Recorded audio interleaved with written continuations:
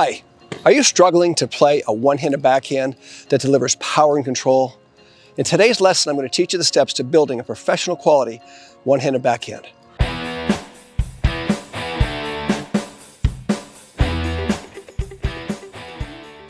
Hi, my name is John Craig with Performance Plus Tennis, USPTA Elite Professional with over 35 years of coaching experience, and we're going to get into this backhand today, and we're going to build your backhand into a professional quality weapon. For most tennis players just starting out, the forehand seems to be the more natural stroke to play, and the backhand seems to be the more complicated and difficult shot to learn. And the reason is quite simple. I'm right-handed. I spend all my time doing things with my right hand, so I get stronger, more coordinated. I get used to throwing on the right side. I get used to opening doors on the right side, eating with my right hand. All these things build the power and the coordination in your right side. So naturally, when you pick up a racket, it's comfortable to receive a ball on the right side and play a ball on the right side. And then the ball comes to the left side, and all of a sudden we don't understand the mechanics or the position of the ball that makes this achievable. So we end up struggling with the backhand, hitting weak backhands. And for many of us, we end up getting tennis elbow because we just don't know how to play the shot and overcome the ball and get the right mechanics. So we're going to go through the steps that are going to help you get the right mechanics and then show you how to develop the feel of the relationship to the ball so you can achieve the ideal contact point and deliver power and control and avoid getting an injury. So like all shots in tennis, the backhand begins with a really professional quality ready position. And that ready position is characterized by a non-dominant hand that's in control of the racket so that when I go to play a backhand, my non-dominant hand is going to allow me to make a grip change, and we're going to show you what that grip is in a moment, and then also facilitate a unit turn so that I can get prepared to make a swing to the ball. So make sure that you have a ready position where the left hand, for me, being a right-handed player, is cradling the racket, is in charge of the first move, allows the grip change, and creates the shoulder turn. That's essential to getting the backhand started the right way, right away. Having the proper grip is essential to playing the one-handed backhand correctly. And the grip I want you to start out with for sure, and you may keep forever, is what's called the Eastern backhand grip. And that's pretty easy to find because if I'm holding the racket in a position where the racket is vertical in my non-dominant hand, and I put my playing hand on the top so my palm is horizontal, it places my index finger knuckle right on the top of the handle. And that is what's called the Eastern backhand grip. So that when I go to play the backhand, my wrist is in a stable position and I'm very solid. If, for example, if I were in a continental grip, I would be in a very weak position at contact and it would be very awkward. So the Eastern backhand grip allows you to get your wrist, your hand, your wrist, your elbow, everything behind the racket at contact, and enables the contact to be nice and solid and nice and stable. So it's essential that you have this grip. Now, some of you might see that I put my thumb on a diagonal down the back of the handle, and I do that. It's a little unusual, but I've been doing that for a long, long time, and it just feels comfortable to me. You'll see that Roger Federer, for example, will wrap his thumb around. And if that's more comfortable and more natural for you, then that's fine too. I just have this sort of little thing that I do that's a little bit unique.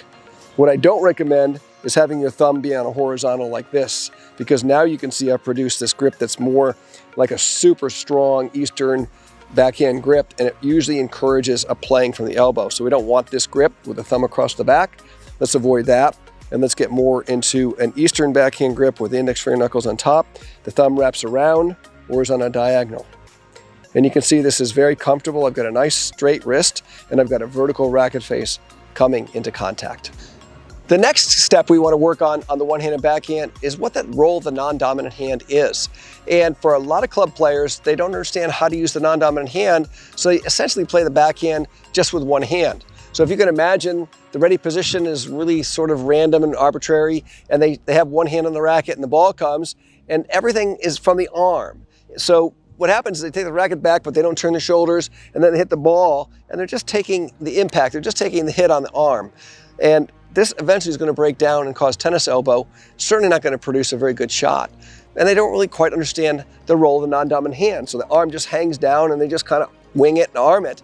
And if you're one of those kind of players, you really got to focus on the role of the non-dominant hand because it really helps set up the backhand to have power and control. So specifically, once again, you're in ready position and you're cradling the racket with a non-dominant hand, your first move is going to be to control the racket with the left hand, for me, the non-dominant hand, to allow the grip to change into the Eastern backhand grip, and then rotate the coil, the shoulders, and coil as a unit. So I've got this rotation as a unit. And at this point in time, the non-dominant hand is still in charge, is still controlling the racket. And I feel as though my right hand is just following. And what happens here now is the left hand is going to basically time the swing. It's going to say, John, here comes the ball, let it go. It's going to drop and it's going to let it go. And then it's going to counterbalance the swing. So the non-dominant hand is always involved in the one-handed backhand. It never goes to sleep. And it really helps facilitate the entire movement. And step number 3 is all about the contact point. And again, this is an area that a lot of players struggle with. They don't quite understand where the contact is. And so they really struggle to have power and control on the one-handed backhand. And they're also potentially going to get an injury, get a tennis elbow problem. So the ideal contact point on the one-handed backhand is about a shoulder width in front of my front shoulder. So you can see that my contact point with the Eastern backhand grip is about a shoulder width out in front. You can see I've got this nice position well out in front of my body. And this is where you can deliver power and control through the ball. Now, if you're late and you come into this ball and you're late, you can see that I'm now fighting. My shoulder's pulled away, I'm just fighting the ball off, and I'm no longer going to be able to deliver power and control or spin or really have any control of the ball whatsoever. So it's critical that you understand where the contact point is, and then I'm going to show you a series of drills on how to develop the feel of that so that eventually you can start to find that contact point in live ball and in match play. Step number 4 is understanding how to get in a position where you can generate a powerful yet controlled swing into contact. And the whole purpose of the unit turn and the setup is to get a little bit of a stretch in the right shoulder and have it on reserve. So when the left hand releases it, the right shoulder takes over and it pulls that racket into the ball. So you want to feel as though you're pulling through and into contact. So the power and control is really coming from the shoulder. What we don't want to do is we don't want to deliver the racket to the ball by flipping the wrist or having any kind of hinging effects in the elbow, that kind of a thing. We want to feel like this movement primarily comes from the shoulder. Now, you can see that I do get a flex of my elbow, but what happens is, as I'm moving onto the ball, I gradually straighten my arm out and the movement just sort of blends together. So it's not a snapping effect because the shoulder is actually delivering the movement. And you can see here that I've got my shoulder, I'm coiled, and I've got my upper arm pulled back so I can deliver this movement into the ball. And that's really important because if I don't get this turn and this power, I'm going to be just arming it. And then again, weak shot, poor shot, potential injury. So you really want to get comfortable and get in a position where you can release with the left hand and then deliver a pull into contact. And that's really going to help you develop the feel of the one-handed backhand. And the 5th step is really understanding how the power you take into the contact continues to move through the shot and through the shoulder out towards your target. So what we see oftentimes with club level players who don't understand this is they come onto the ball and they just kind of flip it. And they're trying to help the ball with the wrist, or they're flipping at the elbow, and all these things are going on. But what we really want to do here is we want to separate the left hand from the racket and pull it into contact and then continue that momentum forward and out to the target. So the feeling you're going to have is that the racket head is going to move as a unit from the shoulder. There's not going to be a lot of independent action in here, either flipping or flicking or any of this kind of action. We want to feel like it's connected from the shoulder through the shot. And you're going to find initially it's going to feel like, wow, if I do that, am I going to get a lot of power? But once you get the feel of it and how it delivers through the shoulder, the amount of power and control you can get is going to come alive and you're going to go, wow, that feels amazing. I really feel like I can direct the ball and have power, create spin, all those things. So the real key here is that the power and control, once you separate the left hand from the racket, is going to be delivered all the way through the shoulder, all the way to the finish, which I'd love for you to hold and feel like you got here all the way and controlled the shot. And when you're practicing, I want you to hold the finish. Holding the finish is a checkpoint. It's a place where you can actually check and see if you've completed the shot, have good balance, and feel like you've really controlled the movement all the way through. So make sure you're holding your finish. And even at the professional level, in live matches, ATP Tour, you'll see players that'll come onto the ball, hold the finish, exit the shot, and they'll still be holding the finish. So there's no hurry to hit it and recover. Make sure you make a complete swing, hold the finish, and then carry on. And that's going to help you start to feel the control that you're trying to develop in this shot. So those are your 5 fundamentals you really want to master to really improve your one-handed backhand. Starting with a great ready position, understanding the grip, understanding the role of the non-dominant hand, understanding where your contact points are, and how to deliver the power and control through the shot. Now, how do we develop this skill?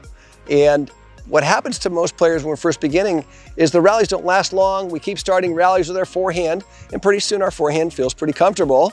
And maybe we don't like our backhand, so we move to our left, hit as many forehands as possible.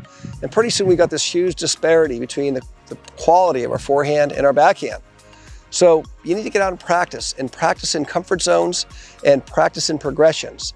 And one of the key things you can do is I did this when I was a kid, is my coach said, look, John, I want you to start every rally for a month with your backhand.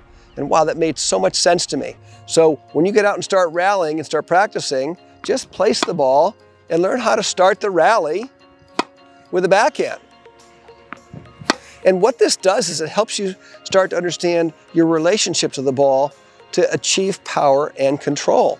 And this is one of the complicated things about the backhand, is that understanding where you need to move to get into position to use these fundamentals that we've gone through, these 5 principles. What happens oftentimes is we don't know this relationship and the whole stroke breaks down. So the way you're going to learn this is by dropping and hitting balls first, and then you're going to receive balls hopefully in a controlled fashion where I can go out and I can play the ball and find my contact. And eventually I can start to apply this to my play. But you're not going to find the feel of this by competing. You're going to find the feel of this by practicing. So again, drop, hit, and then have a practice partner who will cooperate with you and have them feed balls. And gradually over time, you can receive a more complicated ball, but still find that contact range that'll allow this movement to start to fall into place. And pretty soon, your one-handed backhand will feel more natural than your forehand. I hope you really enjoyed this lesson today. Thank you for watching. Take these concepts to the court and build your one-handed backhand into a professional quality weapon. Please like, comment, and subscribe to our channel. Leave your comments down below. We'll certainly respond to them. If you have a topic you'd like us to cover, let us know. We'll certainly cover that in a future video. And if you'd like to learn more, visit our website where we have additional free lessons, a membership program, popular courses, and much, much more. Thanks again for watching, and we'll see you in the next video.